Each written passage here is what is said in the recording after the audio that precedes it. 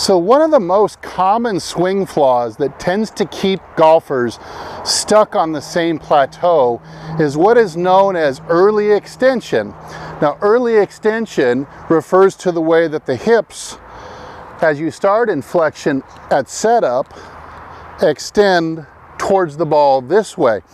Other names for it are, that golfers have given it, are standing up through the shot.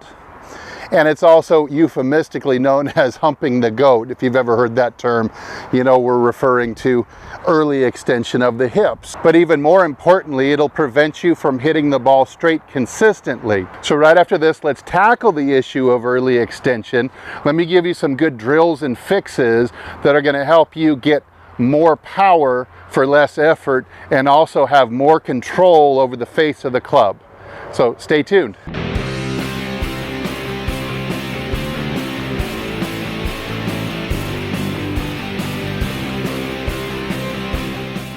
Hey, this is Steve from HitItLonger.com. I'm on a journey to hit it longer and straighter off the tee, longer and straighter all the way to the green, because I think that's what makes golf fun, for me anyway.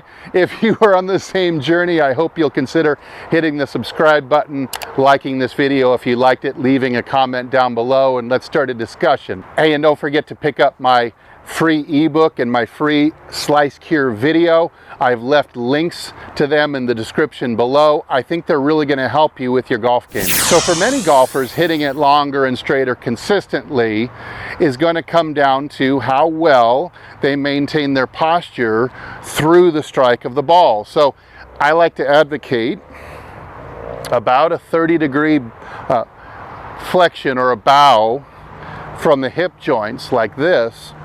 And the reason that we're bent over 30 degrees is because we'd really like to get back there again as you go through the impact zone.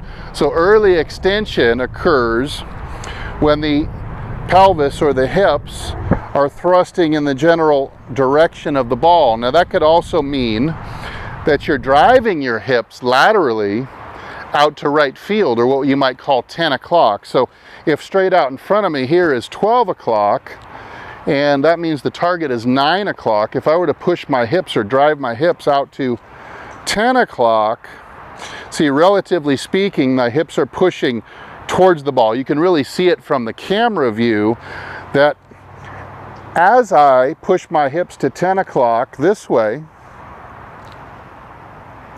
my head has to go up and back.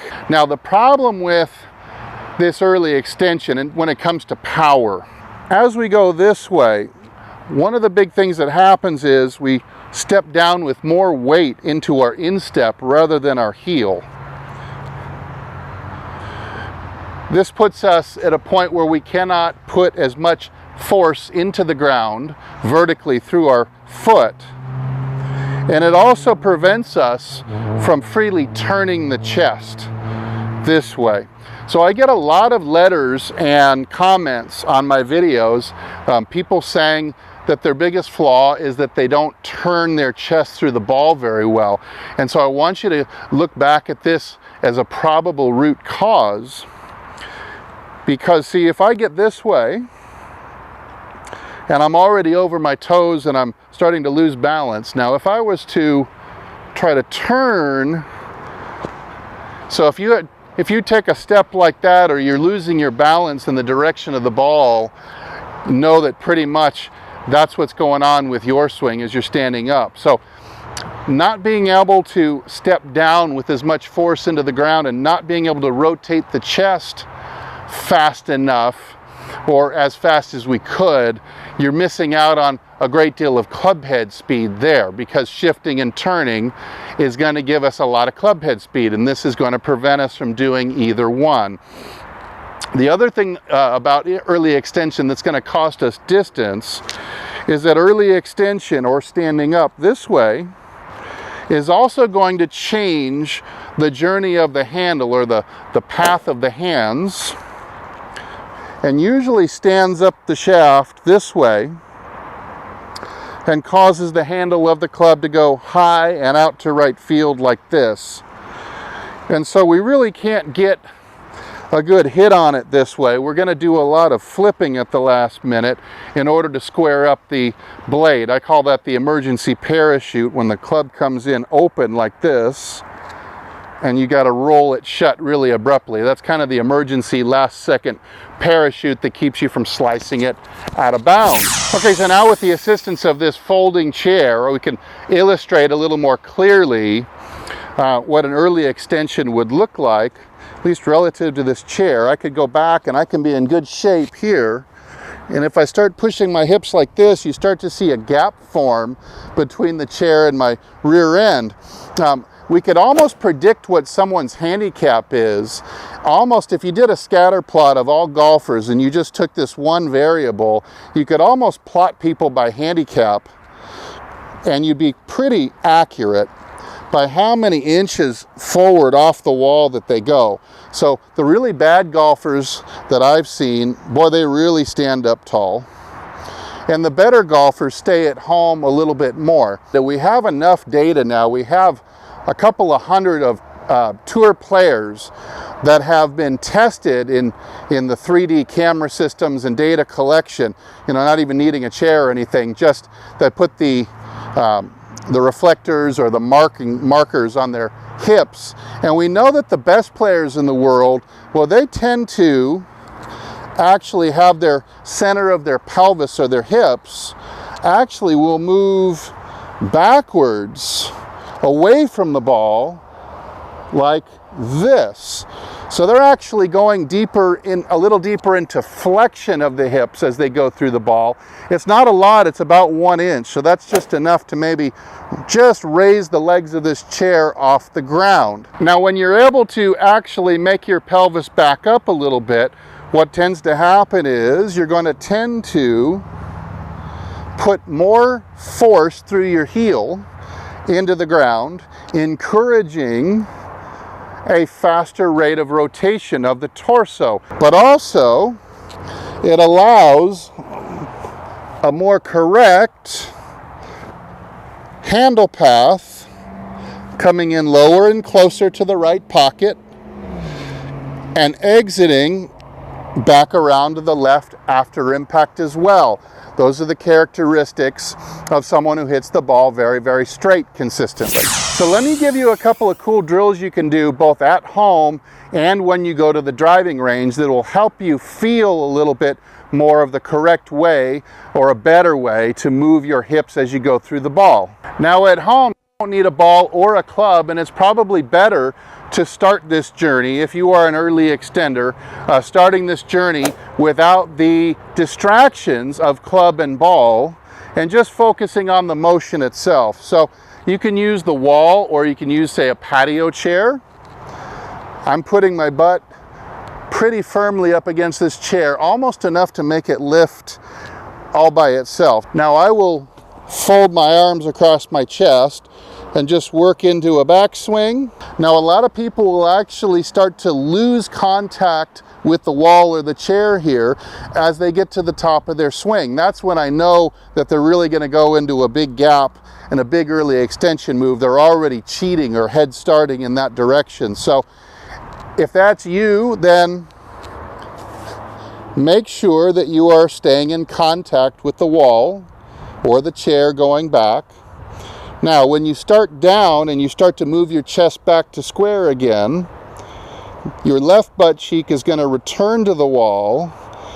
And this is where I'd like to see you push the butt back and actually try to lift the chair off the ground or increase the pressure into the wall. So you see I'm doing that now, and I kind of move into what you might see as like a Sam Snead squat move. Now as I keep going, I'm going to actually try to push the chair higher in the air as I complete the turn of my torso this way. So now the chair is fully off the ground, which means that my pelvis has gone backwards a couple of inches, just like some of the best pros you see on TV are doing. So you notice how slow I went. So take the distractions of speed, club, and ball away. You're going super slow, no club, no ball. You could even do praying hands if you wanted, like this. So it's left butt cheek returns to the wall. Both butt cheeks increase their pressure. The pressure against the wall continues to increase as I go into my turn and follow through around to the left. And I am sustaining about a 1-inch lift of the chair off the ground. Now when you get to the range, I'm going to show you how to do this without the chair, but I'll show you with the chair the 2 exercises that I would do. I've got just a 9-iron. Speed and distance are your enemies at the moment. Whenever you're going to be trying to change a mechanical habit in your swing, it's best to go very slowly. So I'm going to hit this just a half swing, and I'm going to try to lift the chair an inch and sustain it off the ground until the ball lands. So it needs to be about 5 seconds of hold. Let's give it a shot.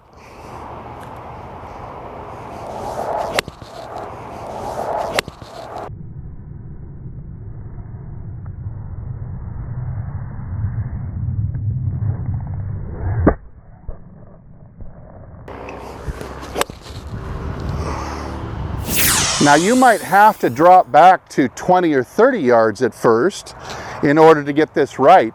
With a ball in the way, it can be very difficult to change what this entire hip structure is doing. So don't be afraid to drop it down as far as you need to go in distance in order to do this correctly. It's the best way to learn. Now when you start to feel like you're getting pretty good at lifting the chair, let's move the chair back about an inch. I am no longer in contact with the chair. I cannot feel it. So rather than being able to feel it and push it up in the air, if I still can get my pelvis or my hips to go back that same about an inch or so, I should be able to make contact with the chair. So I call this the go find it drill. So I'll go back and then I'm going to go find it and stay on it on the way through. So it'll look something like this. Okay, so I am off the chair by about an inch. I'm going to go find it.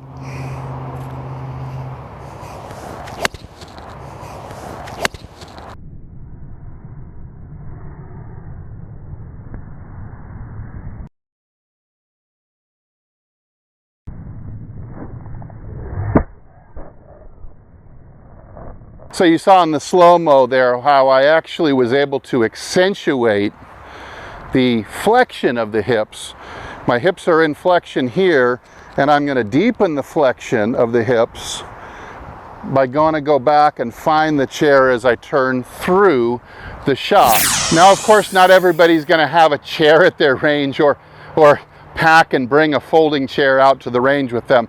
So I'll show you an alternative you can do with just using your golf bag. So I've positioned the golf bag and the head covers. I've got a couple thick head covers here, and I've got it in position to where now I'm in contact with the head covers to my rear end. So at least this gives me, you know, the touch sensation to where I know if I go through a shot and I've lost that touch sensation as I go through the ball, I know I must have left with my hips moving forward into the early extension that we don't want. So let me try a couple with this exercise, see if I can keep just in contact with the head covers as I go through the ball.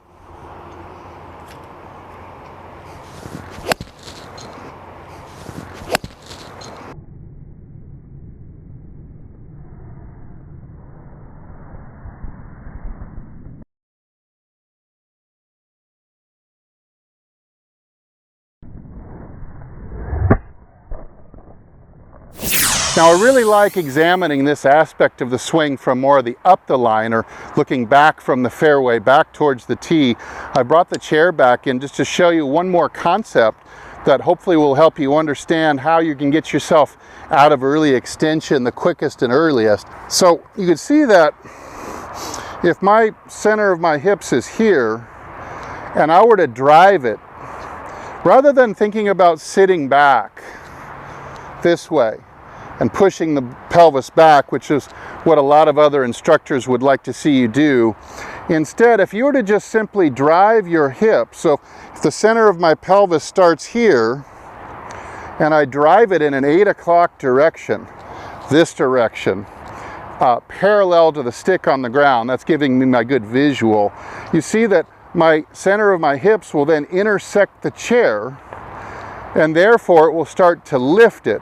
So if you could think of, rather than a double butt cheek sit back this way, if you could just simply think of driving your hips laterally to left center field, I think you'll be able to see that it's a much quicker, easier way to control the early extension aspect of the swing.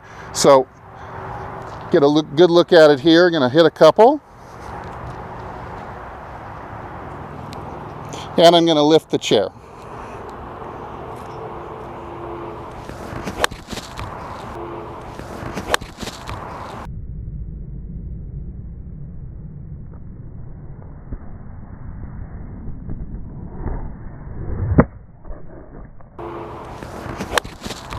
And let's do one more where I really accentuate it. So I'm really going to lift the chair up this time. The more repetitions we can get where we're actually moving the belt line back away from the ball, or in this case, left of second base, when you get over the ball in the game situation, and you've done this many, many times this way, the over-exaggeration is really going to come in handy. So maybe instead of pushing off the wall 4 or 5 inches, maybe it gets reduced to just 2 or 3 inches, and you're going to be a lot better for that. Eventually, you want to get it going back, or at least staying at home on the wall. But until then, you'll just take any little improvement that you can get. So practice perfectly, but then when you return to game speed, don't think about it. The hips are moving too fast during a round of golf to be consciously controlled. That's why in practice you're dropping the speed way down so that you can do a different behavior and start to create a new movement pattern around that, which you were hoping will translate into your golf game later on. Don't expect this to be an overnight sensation.